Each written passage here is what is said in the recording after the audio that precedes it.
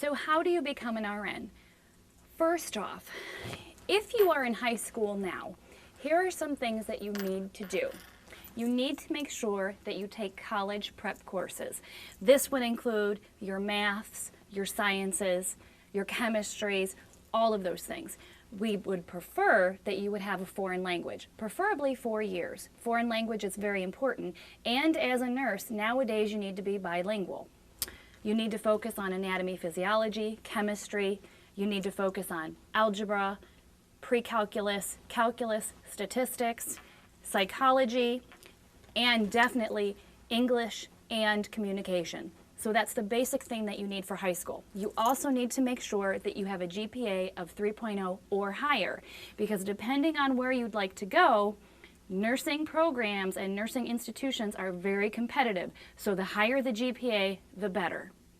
Now, if you're already out of high school, so if you have a high school degree or if you have a GED, either of those will work fine. Here's the thing.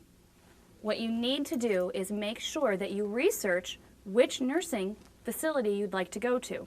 Whether it is at a college, university, or even at a community college, you need to make sure before you get into anything that it is an accredited nursing program.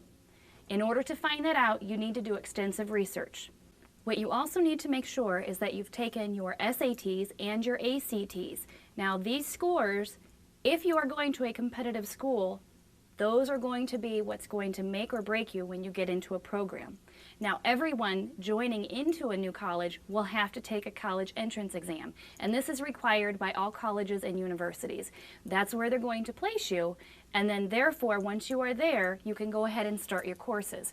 Now, depending on which school you go to and what program you want, whether it's an associate's degree or a bachelor's degree, you need to know that there is a waiting list that you will need to put your name on before you can get into the nursing program.